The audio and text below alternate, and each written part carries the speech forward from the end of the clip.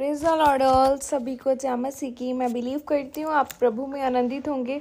खुदावन की सामर्थ, उसकी रूह पाक आपके साथ होगी। उसका पवित्र आत्मा आपके साथ होगा। वो सचमुच आपको छुएगा, आज़ाद करेगा और आज का वचन आपकी ज़िंदगियों में 1000 गुना फल लेके आएगा। मैं उस पाक और पवित्र वचन को आपके लिए पढ़ती हूँ, जो वचन हमें परमेश्वर के दास अपोस्टल अंकुर यूसुफ नरूला जी द्वारा और परमेश्वर की दासी पास्टर सोनिया यूसुफ नरूला जी द्वारा दिया जाता है।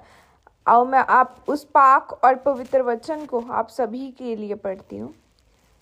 एक दर्दनाक समय बड़े बदलाव को लाता है, जैसे कि पवित्र बाइबल गलातियों 4:1 में लिखा है, मैं यह कहता हूँ कि वारिस जब तक बालक है, यद्यपि सब वस्तुओं का स्वामी है, तो भी उसमें और दास में कोई भेद नहीं। आमीन।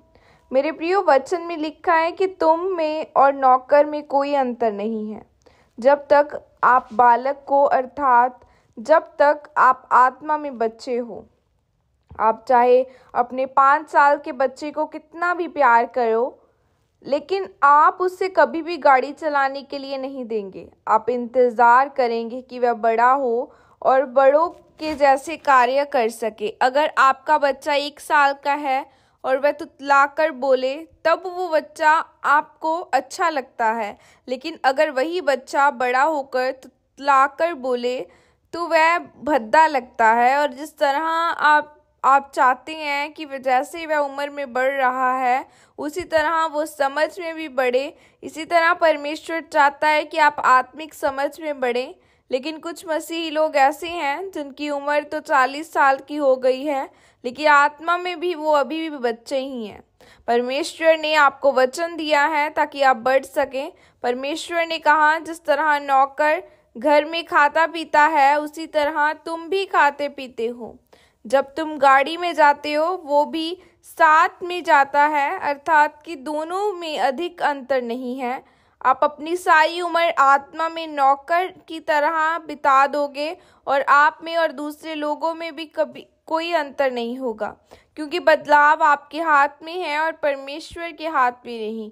मेरे प्रियो, जब उकाब 40 वर्ष का होता है तो उसकी चोंच टेढ़ी हो जाती है, नाखून टेढ़े हो जाते हैं और उसको फैसला करना पड़ता है कि अब मैं मरना चाहता हूँ या जीना चाहता हूँ। फिर वो 5 महीने के लिए ऊंचे पहाड़ पर जाता है और वो अपनी चोंच तोड़ देता है, अपने नाखून तोड़ देता है, जब तक उसका शरीर नया नहीं हो जाता। और अध्ययन बताता है कि वो 30 वर्ष और जीवित रहता है।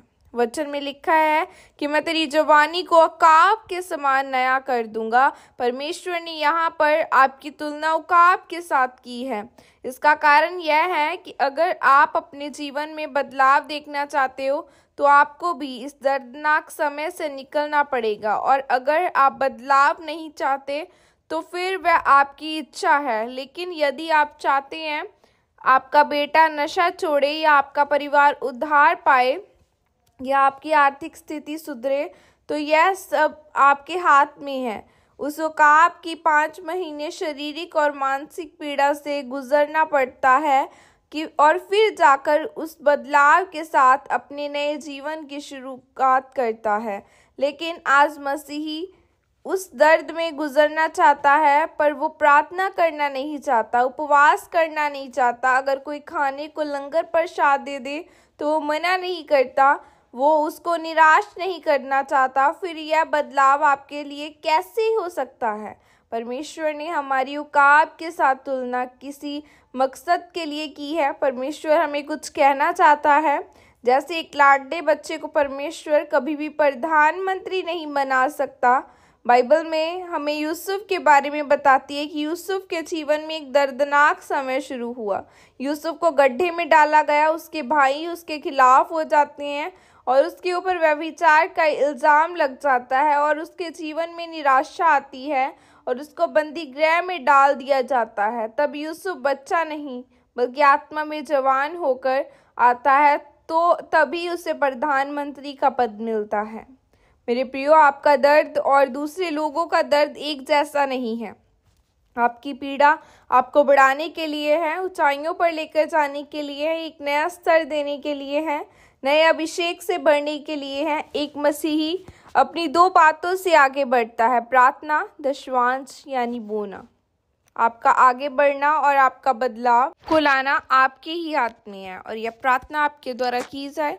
सर्वशक्तिमान परमेश्वर, इस वचन के लिए पिता मैं आपका धन्यवाद करती हूँ। और परमेश्वर, मैं प्रार्थना करती हूँ कि मैं उकाबों के समान नए बल को प्राप्त करूँ, ताकि अपने हर हालात में, हर परिस्थिति में उस बल के द्वारा अपने कामों को करूँ और आपके प्रति वफादार रहूँ। प्रभु यीशु मसीह के सामर्थ्य नाम में मांगती हूँ, आमीन आमीन। खुदा आपको आशीषित करे। God bless you. Praise the Lord.